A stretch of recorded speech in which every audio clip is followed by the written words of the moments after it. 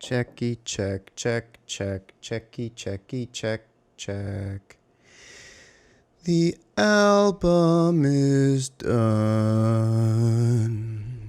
Yep, it's done. I said I would do it, and I did it. I doed it. It's all done. Just got that artwork and such. I think that's it.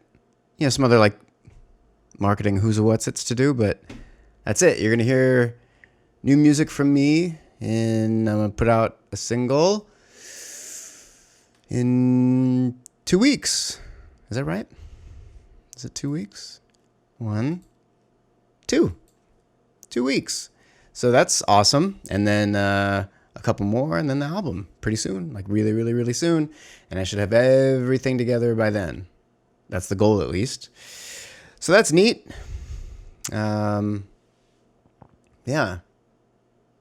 I've gotten some nice messages about the podcast, so thank you. Thank you guys for that. It's awesome. It's a good feeling. I'm glad you like it, and I look forward to listening every week. It's nice to hear.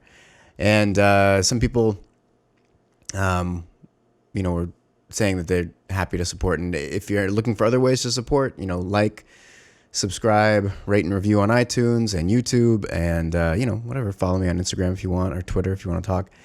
And also, if you shop on Amazon, you can go to my website, grahambaker.com, scroll to the bottom and click on the Amazon banner and do all your shopping like you would normally. Nothing changes for you, but a small percentage of that comes back to the show, so I can keep doing this. So that's something you can do. Welcome to PORB, your favorite podcast that isn't whatever fucking, I don't know. I couldn't think of a funny podcast. I have a 6 a.m. client, so I'm up at like 5, so I'm already sleepy. It's only 10, but I feel like I've done a lot already, which I have. I'm a real go-getter. That's not true. I took my son on Friday to see Toy Story, which I'm not going to spoil it, so don't worry. I'm going to give my opinion on it, but I'm not going to say anything that happens in it. Overall, it's good. But as I was watching, I kept feeling confused about why it existed at all. I don't know. I mean, if you haven't seen the 3 previous Toy Story movies, you should. They're wonderful. The first one in particular. And then the second one got a lot of like mixed reviews, I guess, but it's good. It's not quite as heartfelt as the first one, but it's good. And then the third one went back to, their formula, I guess, of the first one, and it was very heartfelt and beautiful and touching. So it was like they kind of wrapped it up. It ended, and to me, it felt like that was a great way to end it. So for them to do another one, kind of cheapened it. You know how like in The Office, in the last episode of The Office, where they're on the panel doing like the reunion for the documentary, and Joan Cusack gets up and she's asking Erin, if she would hate her mom if she ever met her, and then she's like, Erin, I'm your mom. And then Erin runs down and they hug and they cry, and it's this beautiful moment. I watched it again last night, and started tearing up at it. And then like as they're doing it, like they hit this great moment that, for years in the series they've been talking about here and there, about that Erin's was a foster child, and and then like, so they're hugging and crying, and then Ed Begley Jr. comes up and he's like, same question but for your dad, and then like that's her dad. So it was like that. It's like Toy Story 3 hit this beautiful poignant moment, and then Toy Story 4 was like, wait, let's do another one. So it kind of cheapened the third one, in my opinion. Not that it isn't good, it is good, but like the the other movies, even though like it's very much like the toys doing their thing, it's not about the kids, but it is about like ultimately,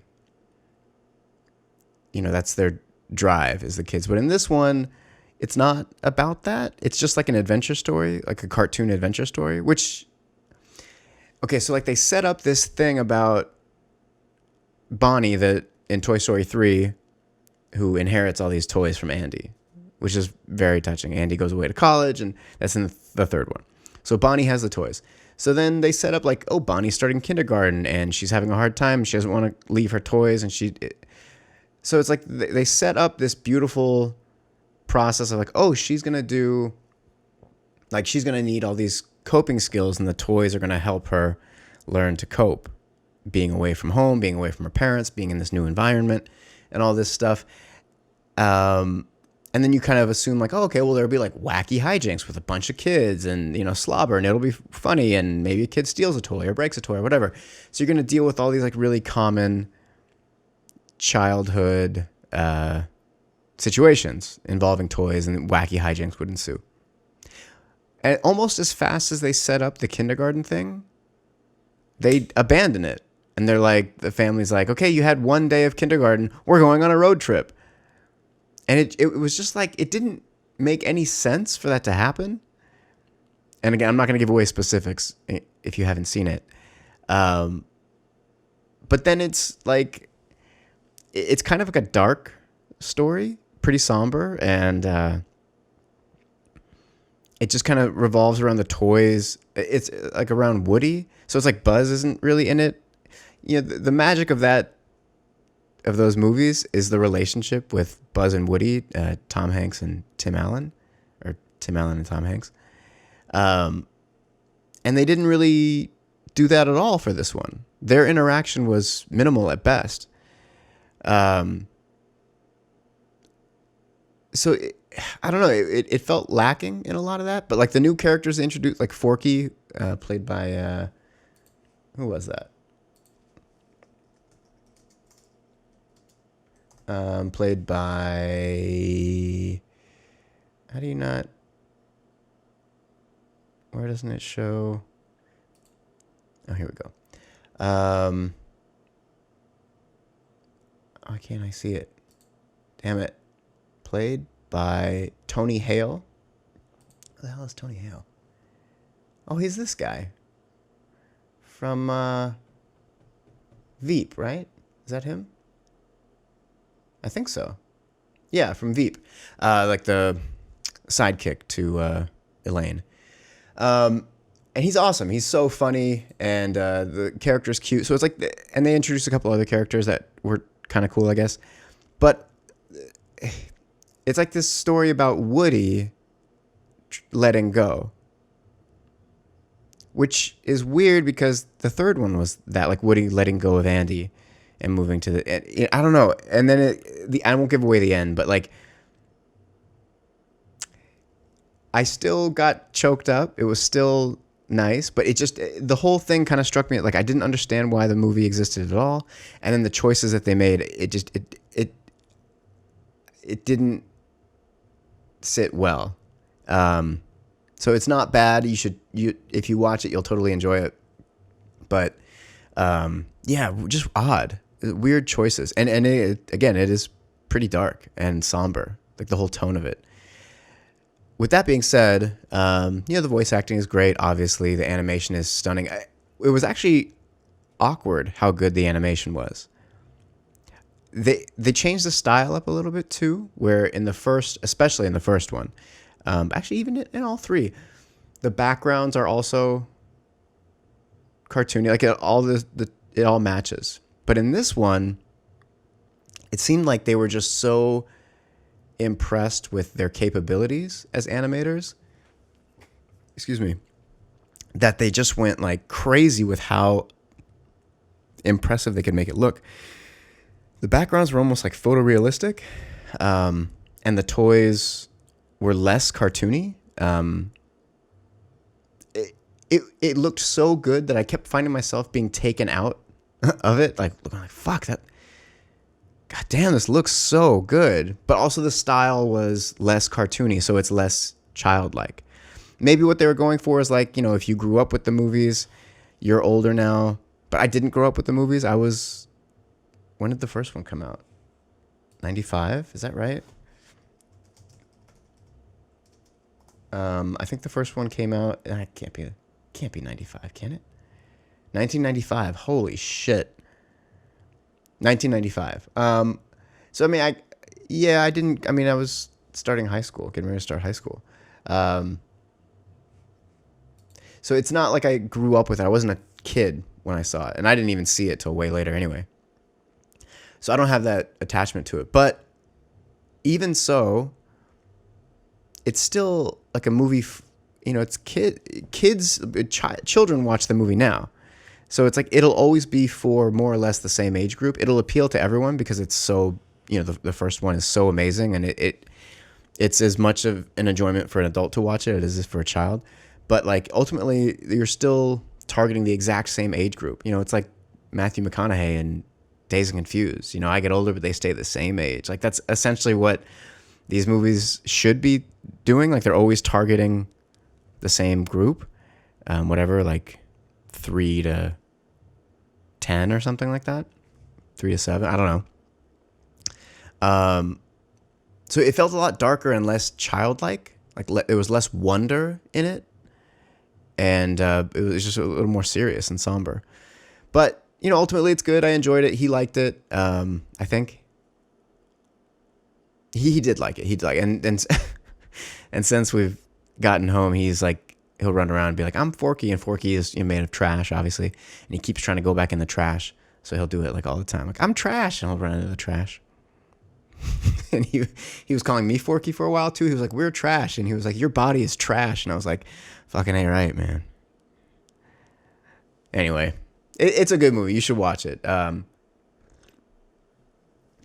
Ultimately, I don't think it needs to exist. And I don't think it helped the series. But it's good. We also saw like the week prior, maybe it was 2 weeks before, the new Secret Life of Pets, which isn't good. The first one is fun. It's cute and fun, but this one is not good. It's super boring. Yeah, and again, like they have this idea like, Snowball, Kevin Hart's character, is like thinks he's a superhero. So let's play on that. But they do it in like just the most uninteresting way. So that one is not like really necessary to see. And it felt like it was long as fuck. Like it dragged, like the last Lego movie. The second Lego movie felt like 9 hours. This one felt like 9 hours too. So it goes. Speaking of The Office, they are just announced that they're taking it off of Netflix in 2021. So get your watches in now, because I guess like Universal is going to do a streaming service now. Here's the problem. Everywhere is doing a streaming service now. So it's going to be, in order to be a part of all these streaming services, it's already more than you would have paid for cable. It's absurd. Like I personally, Netflix, Hulu, Amazon, and HBO. I mean, I use someone else's HBO. But still, I still pay for 3 services. So it's like I'm not paying for another one. I don't care what it is. I'm not paying for the Marvel one coming. I'm not paying for the DC one that's already here. I'm done. Like these 3 are enough, and 4 with HBO. That's it. And I think they're going to run into a serious problem. Like all these companies, instead of just making deals with these existing, they want the money. They want the market. So like that greed or control or power or whatever is stronger than the consumer comfort or benefit to them. I haven't had cable TV in, I don't know, 18 years or something like that. But, it's like essentially what DirecTV did. Like they came in and there was just all these packages. Oh, you want that? It's more. You want that? It's more. And now that's it's happening across like a wider scale. It's really dumb and weird, and I don't think it's going to go well. But if you want to watch The Office, you better start doing it. I actually just rewatched it, the entire series, last month, and then again this month, and I finished it yesterday, and then I started it up again, which, can only mean one thing. I'm very depressed. I think there's something about that. Like if you rewatch the same movie, or there's some kind of comfort, like you get some sort of comfort from watching the same movie or same show again because you know what's going to happen. So there's no anxiety there. And then also if it's, something funny or silly or whatever, you know that you're going to get these moments, these little,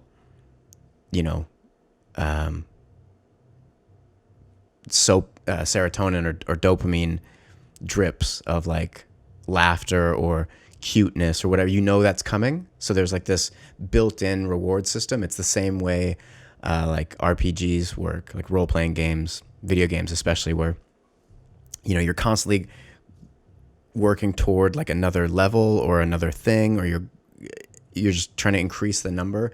So there's just this constant reward system, and it's coming. So that's part of the reason you keep going back. And The Office is like that. And I do it with a couple other shows too. Seinfeld, Friends, Parks and Rec. To their credit, they're all amazing shows. Like really amazing. Why am I saying so much? It's funny. I don't do that when I'm speaking to groups. Like my job is speaking to people. That's all I do. For years, it's as a martial arts teacher, even when I was in finance and I would give seminars and lectures and things like that, it's always I never said but I think because I'm sitting in a room by myself, the need or the urge, the perceived need for filler is greater. I think there's in general, there's like a fear of silence for audio, like on radio, for example, or podcasts. I don't like in general, if you're sitting with me, I'll sit quiet forever. Everybody knows that. But here it seems awkward. Like what is the discomfort in silence? Like,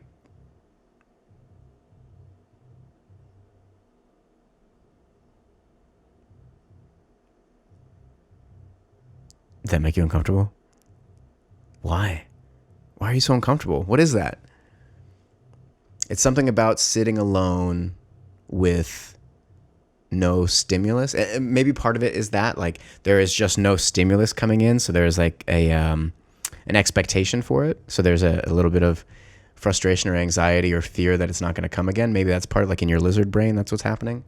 But another part of it might be just in general, people have a really hard time sitting and doing nothing. Just being is very challenging. I think as people, as humans, we have a kind of an innate fear and rejection of that, of humans who live in cities. Because anytime, any family or friends, or anytime I've visited, places out in the country, there's no problem there because they don't have a lot of stimulus. But in the city, it's constant. You're just constantly inundated with information and, phones and sounds and touch, and there's all these sensations constantly. So when it stops,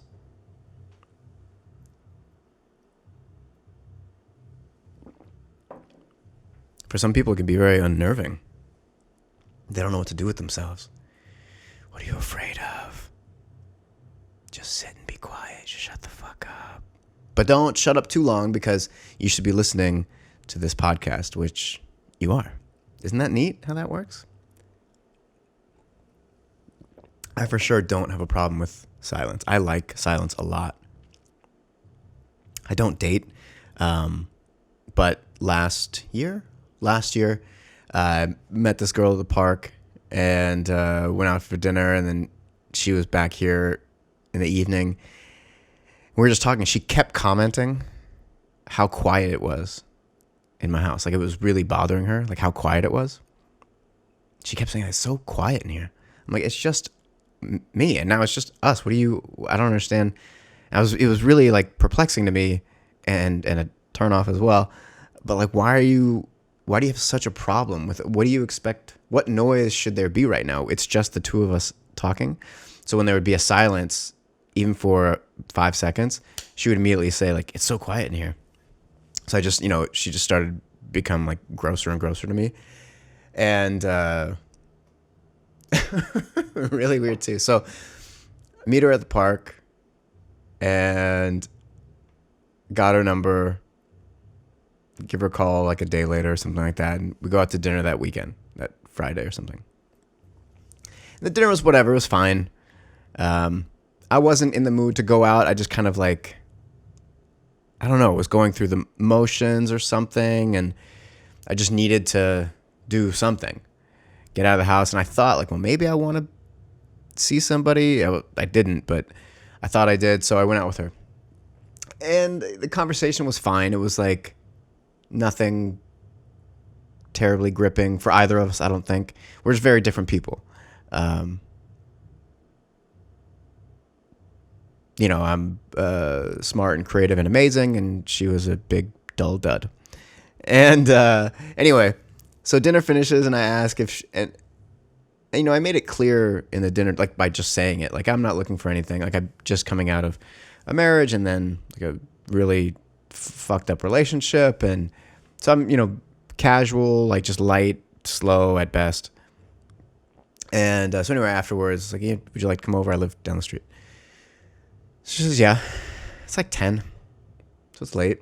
So the assumption is, you know, that we were going to have sex. That was most people would, and I wasn't like demanding or expecting that. That was just like, it's a pretty obvious assumption. You don't know me. You're coming to my house at 10 o'clock at night after I've told you that I don't want a relationship. So it's like, okay. So I figured like, all right, well, that'll be fun, hopefully. And so she follows me here. Before she comes in, she like stops and she's like in her car sitting there for like 5 minutes. And then I get a text. I'm like standing right there at my door, like, and she's on the sidewalk in her car. And I get a text that she says, I'm talking to my mom. I'll be out in a few minutes. Super weird. So I'm already like, fuck, how do I get out of this? And so sure enough, she finishes up her phone call and she comes in. I don't wear shoes in my house. Why? Because it's fucking disgusting.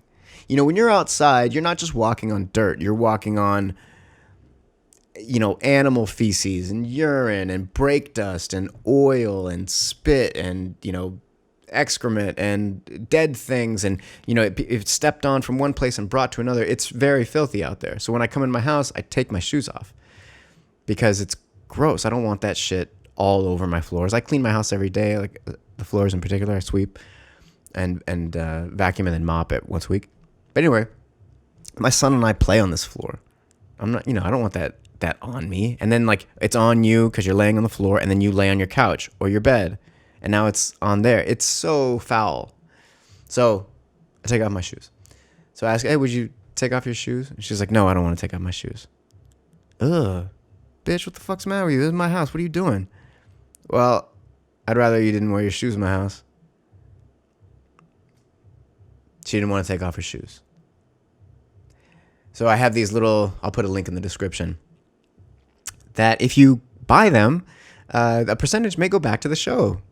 And if you don't, click on that link. You can go to my website, grantbaker.com, and scroll to the bottom and click on the Amazon link, the Amazon banner, and do your shopping as you normally would. But they're these little like shoe covers. And you know, you don't want to take off your shoes, or if I have like a repair person or something that comes in, I can just hand them those, and they don't have to take off their shoes. So I give her those. We're sitting on the couch talking for a while. I can see that this is not going anywhere, which is fine. At a certain point, she said, may I use the restroom? Yeah. It's down the hall, first door on your left. So she goes, I'm just sitting on the couch. And it is quiet in my house. So there's no weird bathroom story here. So she uses the restroom, and I'm still sitting on the couch. And like my bedroom is next to the bathroom. And the light's off there. So there's only light coming from the bathroom. So she opens the door. I hear the door open, and then I hear her run down the hallway. Run down the hallway. And I'm like, hey, are you all right? Everything okay? And she's like, yeah, I didn't know if you were in your bedroom, like kind of jump out and get me. Okay. It was great meeting you. Drive home safe and goodbye. And then she left. I was like, this is fucking crazy. So it's just a really odd date. Not even, by far, not even the weirdest date I've ever had. I don't date a lot, like almost never. I can probably count on my fingers the amount of like dates I've had. I'm not counting like I met somebody, we instantly hit it off, and then we just we're together now. But like I meet someone and we go on a date, and then one or two times, and then we don't. Like it's on both hands. I can probably count them. I'll save that super, super weird one for another time. But it's very, very weird. How are you going to come into someone's house and not take off your fucking shoes? If they ask. Just as a courtesy, wouldn't you feel weird? Someone says, would you take off your shoes? And you say no? What kind of psychopath are you? That's so weird. But that's what she did. So one thing for me is like practicing noticing all these flags. You know, the weirdness of sitting in her car, the weirdness of not taking off her shoes, thinking I'm going to kill her. You know, coming back to my house at 10:30 at night after we've been drinking and not trying to fuck. Oh, man. But I was glad that nothing happened.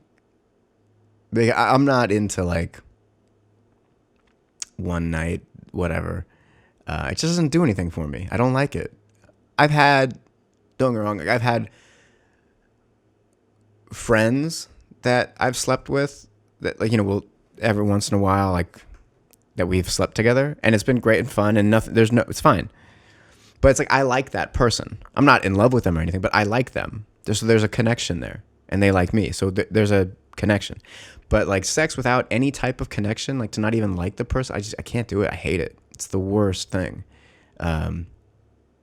Because sex is fun and intimate and exciting. So like sharing, and very personal, obviously, and vulnerable. So sharing that with someone that doesn't turn you on, like actually, like for real turn you on, is no good for me. It's just no good. I don't like it. So, you know, every time in my life that I've tried to do that, which I haven't tried a lot, but in the last 2 years, like last year, it happened kind of a lot. But it was more like, it almost felt punitive, or just being lost and just trying, like, I don't fucking know, maybe I'll just do this. But yeah, so it's no good. So I don't like that. So I was glad nothing happened. But it was good, you know, noticing these things and like not feeling the need to make her feel better about her shitty, weird behavior or any, you know what I mean? Like I didn't feel the urge to save or protect her, you know, in any way. So it was good. You know, it's all these weird kind of like immersion. Therapy. Forcing myself into these situations that I would normally go left, and then I went right instead, which is good. Because my usual choices for partners are terrible. Fucking terrible. So it's good that I feel much more confident, even though I still don't really I'm open to meeting someone, but I just don't have an urge to do it. Yeah. But anyway, I'm gonna go get some more coffee. BRB.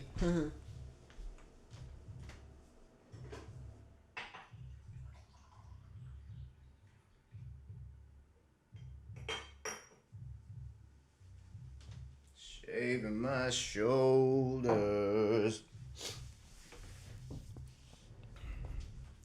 Oh, many, many, many years ago, I had this one band, and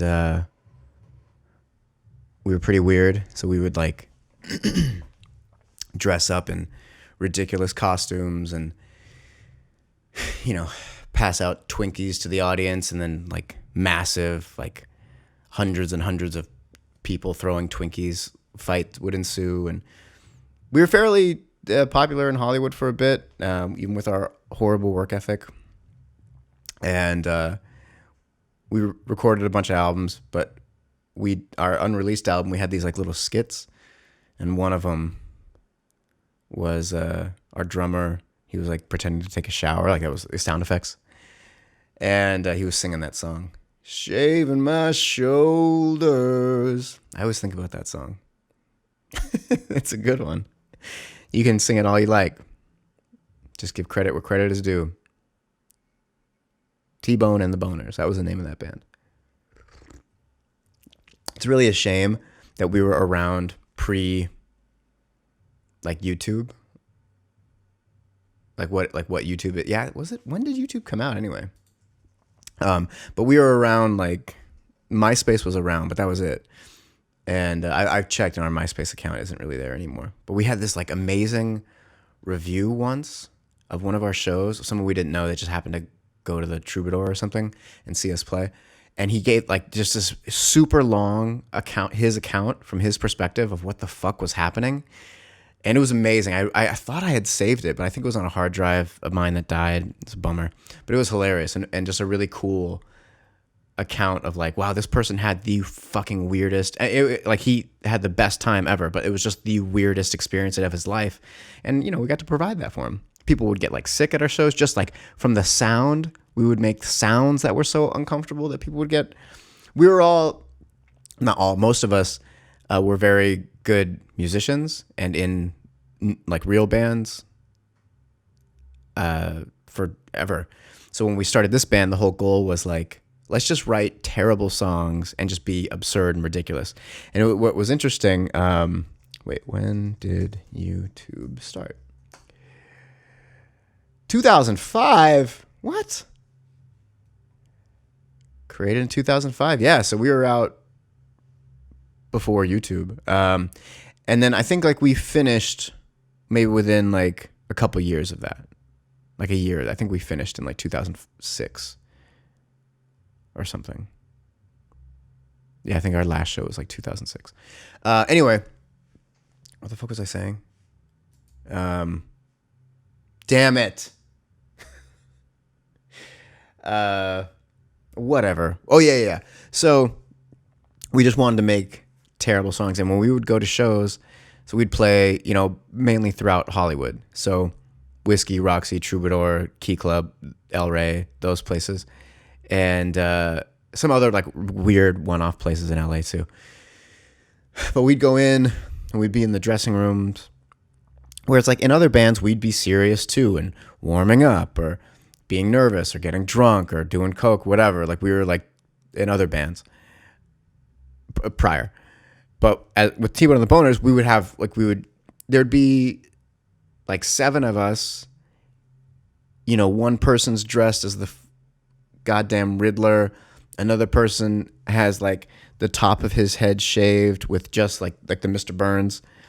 You know, I'm wearing a pink lace skirt and a Hitler shirt with a Hitler mustache.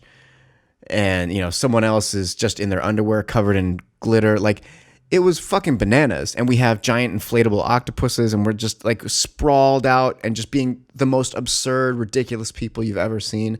And there'd be bands like next to us, fucking leather and their makeup and, you know, practicing, like doing like poses in the mirror. It was just very, very weird. And they hated us, obviously, because we're making them feel, you know, very uncomfortable and weird.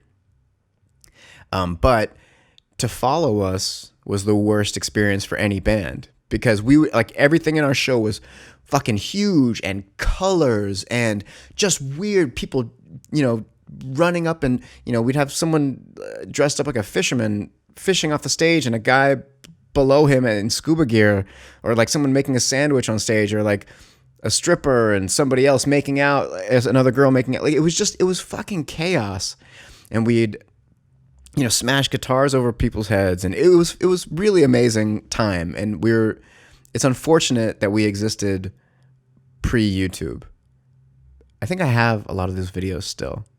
Maybe eventually I'll upload them, or at least like a highlight. Watching a whole show is tiresome, but it was just, but to follow us, so we would have this fucking spectacle. We were just a spectacle. We'd come out to like crazy songs and do like theatrics and stuff. It was bananas. And we could all really play the fuck out of our instruments too. And then we'd leave. The entire club is covered in Twinkie guts. It's been the loudest, most chaotic circus you've seen. And then you go up in like your jeans and a t-shirt and you're playing fucking power chords and like, meh, meh, meh, meh. I can't even imagine. Yeah, just, we played this show at the Roxy with Parliament. So George Clinton and Parliament Funkadelic, they split. So George Clinton is his own thing, and then Parliament is their own thing too. And we played this show at the Roxy with Parliament, and they were the coolest fucking people. We kicked it in the dressing room with them, and they were just in love with what we did. And you know, most of us were huge P-Funk fans, so it was pretty amazing. And just the nicest people. They couldn't have been cooler. And then a different show at some club in LA, I don't even remember what it was, we played with George Clinton. And that guy was a fucking asshole to us. I don't know, maybe he was just having a bad day or what. It didn't seem like it, though. It seemed like kind of standard behavior for him. He walks in, and we're so excited. Like, oh my God, I can't believe we're playing a show with fucking George Clinton. Like, what the hell? He walks in like this huge entourage. He's in front, and there's like 9 people behind him, just walking in like a single file line. It was a little odd. And the singer and I were like waiting there, and we waited for them to kind of come in. They made their way in, so it wasn't like right when they walked in the door. And all we did, like, we stuck out my hand. I was like, Mr. Clinton, it's an honor for us to be here. Thank you so much for having us on your show. And he literally just, as walking by, he went like this, and just kept walking, like waved his hand and said, and walked by. And then like none of his stupid entourage like even like would look at it. It was weird, man. It was really, really weird. That was a wacky show too. You know, we're all like just really weird white guys making fun of serious musicians, playing to like this all black funk audience who did not want to see us at all. I think there was like some rappers on the bill, George Clinton, us. It was really weird. I don't know how we got that show, but we did like, I mean, we had like funk influences in our music a bit, but we did not belong on that fucking show. And I think we covered like Rage Against the Machine's Know Your Enemy, which, if I remember correctly, is basically a song about how white people are shitty and like the government is shitty, like the man is shitty, but we're all like, you know, we're the man technically.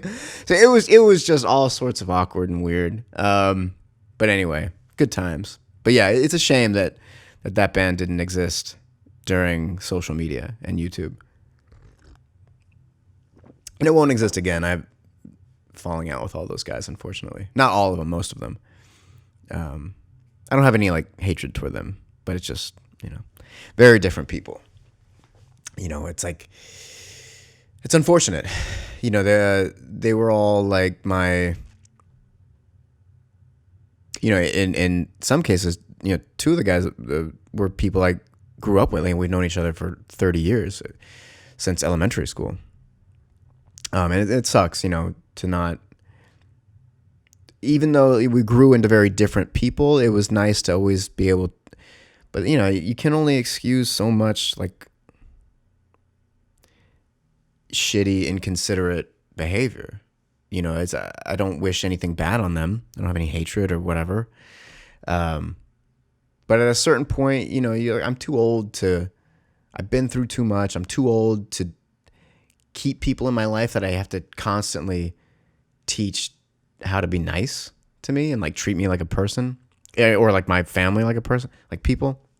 So at a certain point, you just go like, all right, fundamentally, we just don't feel the same way about it. We don't exist the same way. We don't operate the same way. Our values are different. Our morals are different. That how we operate is different. I'm not perfect by any means. I'm not saying that. But there are certain things I would not do, and or if I did them, I would at the very, very least own up to that and, you know, be honest. It's like, hey, like, yeah, I fucked up. That was shitty. What can I do to rebuild that? And, you know, if someone is not there, then that's fine. It sucks, but it's on them. So anyway, it's a bummer. But whatever. So it goes. At least some cool memories and weird stories, and really interesting experiences.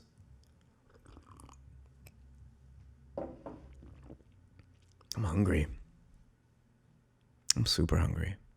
The other day I made a quesadilla, and I was like, ooh, I'm going to be special. And like, I put some like chili powder in it, a little bit of black pepper, because I didn't have any jalapenos and stuff. Stick it in the oven, comes out like, this is going to be great. And you know what? That shit was terrible. Don't ever do that. Just cheese, throw in some jalapenos or something, or maybe some meat, like a protein, but don't no powdered spices. Don't add, it's not good. I'll save you the trouble. I see what I do for you guys. I take these giant risks. I put myself out there, super vulnerable. I make these chili powdered quesadillas, and I'm here to tell you it was a waste of a quesadilla. I still ate it because gross, but you don't need to do it. It's no good.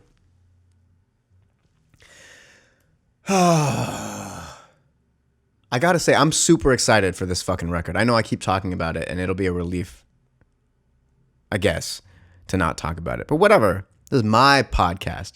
If you don't want to hear it, don't unsubscribe. But just, tune it out and then listen to something else I say that you like. But I'm very excited. I really am.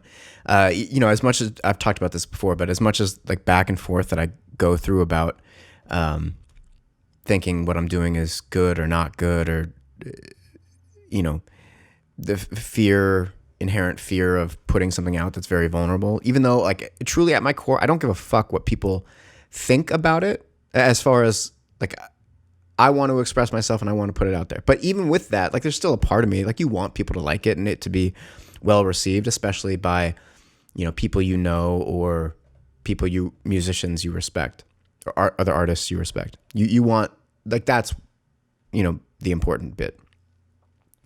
But right now I feel good about it and I'm excited. I really am. I hope it's something you like. I hope it turns you on and you dig it. And I'm probably I don't know if I'll do, well, I don't know. I gotta stop saying shit before I'm set on doing it. But I'm very excited. It's going to be out very soon, finally. And I have 3 albums worth of material to dive into. So I'm really excited. It's weird that I started playing guitar in 1994. So 25 years ago. And I started making music in as far as recording. I mean, technically right away. There's a cassette I still have somewhere, I'm sure, with my 2 best friends growing up. Nick was playing guitar, Dan was playing bass, and it was before I even started playing guitar. I had I had a giant pillow, like a huge pillow, 1 drumstick, and an arrow that I would use. We were in junior high, and we have a recording. So that was 1994, maybe 95. It's when Toy Story came out. But then I started recording on my own in 2000. I bought a 4-track, a little Tascam 4-track. I still have it. A little Tascam 4-track. And I recorded all the time. And I put little albums out on my own. And but with bands, I did a recording with my first band in 97, something like that. And then a couple more, over the years, 2000, 2002, and then with T-Bone and the Boners, we did 3 or 4 records. And I've done, session work on other people's records. So I've been recording a long time. It was the biggest part of my life. Most people that knew me as a musician. And then, I started doing martial arts in 2000, and I was a martial artist, but I was always still doing music. Martial arts was just my thing. But then I started, in 2009, I quit I was in finance at the time. I quit finance and I was just teaching martial arts and still doing music. But then, so 2008, I put out that record, that Gooby Goo and Peekers record, this one, the polar bear right there. Oh, I brought this out the other day. I talked about it before, but this is what that polar bear is based on, and he's on the record too. There's a song, I think it's A Perfect Little Black Square. At birth, I'm no bigger than a chipmunk.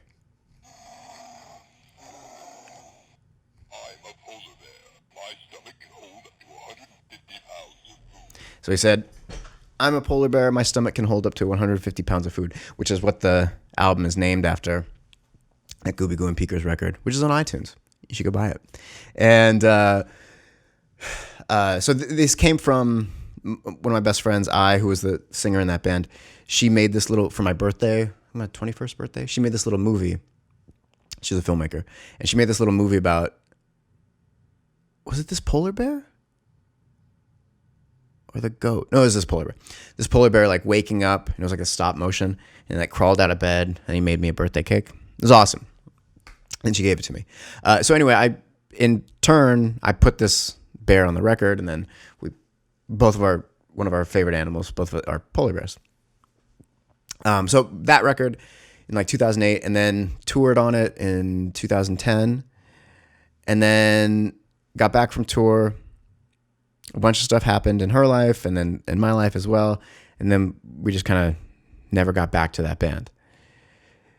And then I got married, and I just couldn't make music around my wife. She was not just super fucked up and manipulative. And like, if I would try to make music, she'd be like, can I listen to it? Like, no, it's just for me. And it's not, if and when I put something out, I'll let you hear that. And she would like cry and tell me I didn't love her. It was bad. So eventually, with enough of that, I just stopped doing it. Like the stress of doing it and anxiety of knowing I'm going to have to go through that shit. One, it kind of dries up any kind of creative process. But two, just the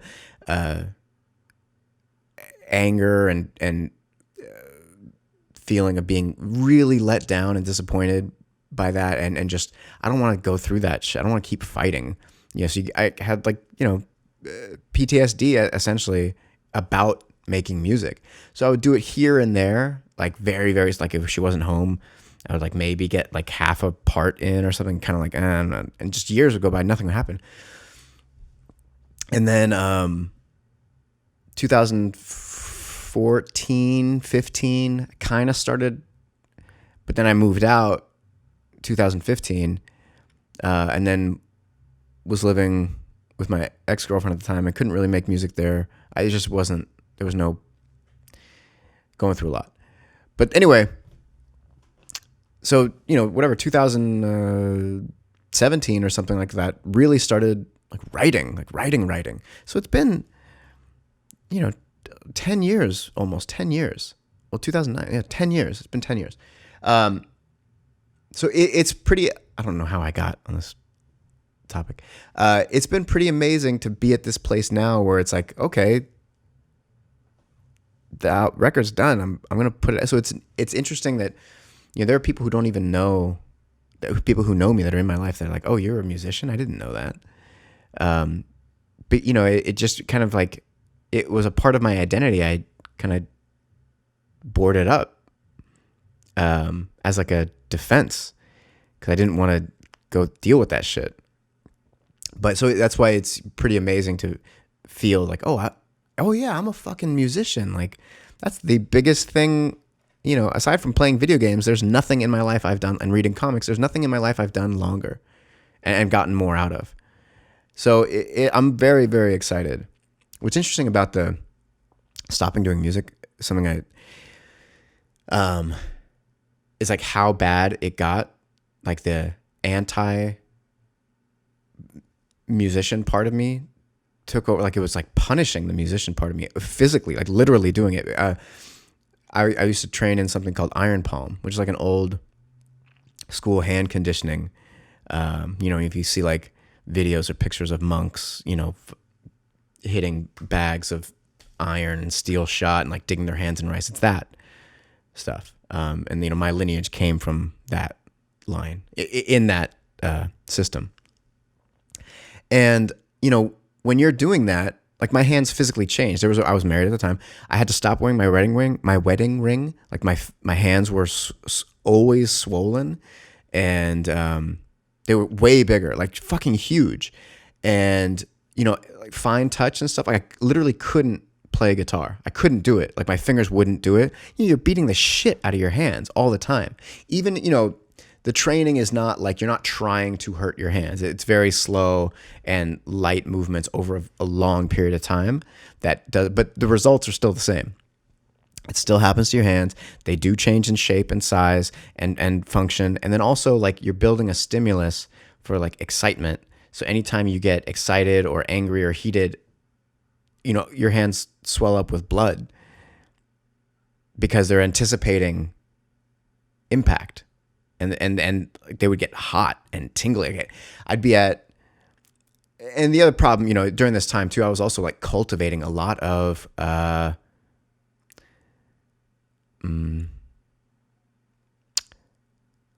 power from anger. So my anger and my strength, it was all like kind of mixed up into this thing, and I would constantly want to, put it. It was very unhealthy.